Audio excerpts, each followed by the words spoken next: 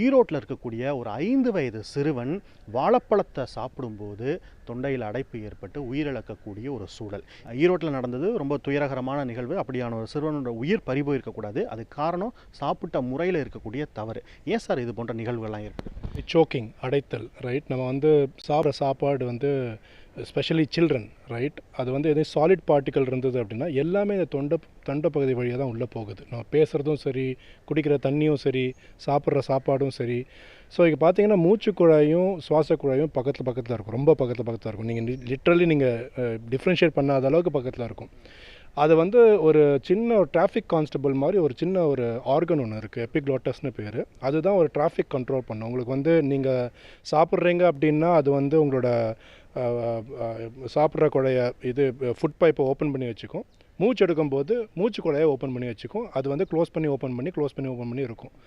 ஆனால் நம்ம வந்து சாப்பிடும்போது சம்டைம்ஸ் என்ன ஆகும்னா ஏதாவது ஒரு சாலிட் பார்ட்டிக்கல், ரைட், அந்த சாலிட் பார்ட்டிக்கல் வந்துட்டு நம்மளோட மூச்சு குழாயை போய் அடைச்சிரும், right. It can go and black.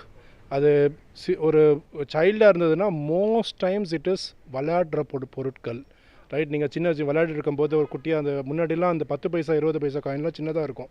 இப்போ அது இல்லை. ஆனால் ₹1 காயினே இப்போ அப்படி தான் மாறிட்டு வருது. அதை முழுங்கிடுறது, இல்லை சின்ன டாய்ஸ் வாயில் போட்டுக்கிறது. இது சின்னவங்களுக்கு மட்டும் தான் வரும் கிடையாது, ஈவன் பெரியவங்களுக்கு கூட. Specially particles like fish bone, right, அது போய் எங்கள் தொண்டை பகுதியில் மாட்டிக்கும். ஸோ அப்படி மாட்டிக்கும் போது என்ன ஆகும்னா உங்களுக்கு மூச்சு உள்ளே போகாமல் அது தடுத்துருது. தடுக்கும்போது திஸ் ஏர்வே அப்ஸ்ட்ரக்ஷன்னு பேர் அதுக்கு. That's why it's called choking is nothing but airway obstruction.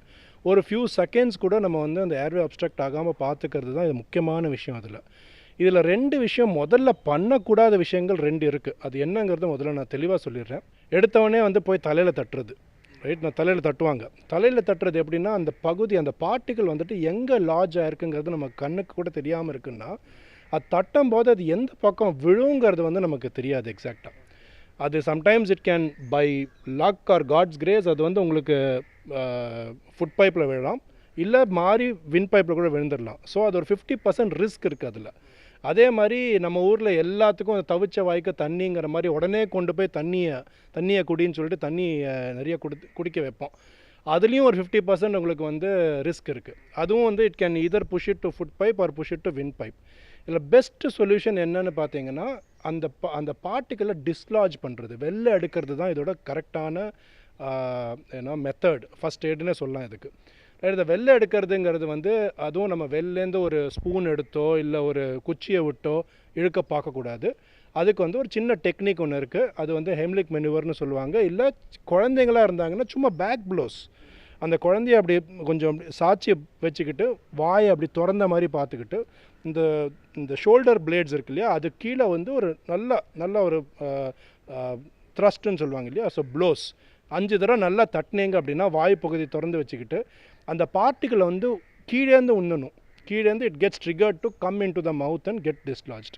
இது ஒரு மாதிரி சிம்பிள் மெத்தட். இல்லைனா 2 கையை வந்துட்டு அவங்களோட வயிற்று பகுதியில் வச்சு, ஃபுட் பேக்குன்னு சொல்லுவாங்க, வயிற்று பகுதியில் வச்சு நல்லா மேல் நோக்கி ஒரு த்ரஸ்ட், அவங்களோட வயிறு பகுதியில் மேல் நோக்கி நம்ம வந்து ப்ரெஷர் கொடுத்தோன்னா அது உள்ளேருந்து அந்த காற்று வந்து உள்ளேருந்து வரும்போது அது புஷ் பண்ணும். சம்டைம்ஸ் அந்த பார்ட்டிக்கல் மாத்திரம் வெளில வராமல் அவங்க வந்து வாந்தியே கூட எடுக்கலாம். ஆனால் தப்பு இல்லை, வாந்தி எடுத்தாலும் நல்லது தான். Let the whole thing come out. That is the most 100% risk-free way of dislodging. Not only in India, the world over பார்த்தீங்கன்னா this falls under deaths due to unintentional injury ன்னு சொல்லுவாங்க. இதை நம்ம சாப்பிடும்போது சாகணும்னு யாரும் சாப்பிட்றதில்ல, ரைட். ஆனால் அது போய் மாட்டிக்கும் போது அது தெரியாதனமாக என்ன பண்ணணும்னு தெரியாத போது அன்இன்டென்ஷனலாக இன்ஜுரி இல்லை டெத்தே நடக்கிறதுனால அது. ஆனால் இந்த அன்இன்டென்ஷனல் இன்ஜுரி உலகத்திலேயே டாப் 5 ரீசன்ஸ் ஆஃப் டெத்தில் இருக்குது. இது தவிர்க்கக்கூடிய விஷயம். இது நிறைய பேருக்கு விழிப்புணர்வு இல்லாதனாலேயே இது வந்து அந்த ஃபஸ்ட்டு ஃபியூ மினிட்ஸை லூஸ் பண்ணிவிட்டு இது வந்து இறந்து போயிடுறாங்க. ஹார்டான பார்ட்டிக்கல் ஓகே நம்ம தொண்டையில் சிக்கிக்குது. ஆனால் உணவுப் பொருட்கள், வாழைப்பழம் மாதிரியான எளிமையாக உள்ளே போகக்கூடிய பொருட்கள் கூட சிக்கிக்குமா? அப்படி சிக்கிக்கிட்டால் எவ்வளவு நேரத்தில் அந்த ஃபர்ஸ்ட் எய்ட் அப்படிங்கிறத பண்ணணும்? அது எந்த பகுதியில் போய் சிக்கிக்கிட்டுங்கிறது தான் வந்து இதில் வந்து பார்க்கக்கூடிய விஷயம். So it's not only solid particles. அந்த வாழைப்பழம் கூட அந்த டைமில் அங்கே சிக்கிட்டு இருக்கும்போது அது சாலிட் தான். அது வந்து உங்களுக்கு இன்னும் ஃபுல்லாக மசஞ்சு உள்ளே போகலை. அதனால் சிறு குழந்தைங்களுக்கு அதே மாதிரி நம்ம வந்து உணவு கொடுக்கும்போது எதுவாக இருந்தாலும் முடிஞ்ச வரைக்கும் நல்லா ஸ்மாஷ் பண்ணி கொடுக்கணும், right. It is important that நீங்கள் என்னவா கொடுத்தாலுமே ஒரு பீட்ரூட் கொடுக்குறோம் பண்ணுறோன்னா கூட சின்ன சின்ன சின்ன கட் பண்ணி கொடுத்தாலுமே கூட ஒரு வயசு வரைக்கும் அதை நல்லா ஸ்மாஷ் பண்ணி கொடுக்கறது வந்து உங்களுக்கு இலகுவாக உள்ளே போகும்.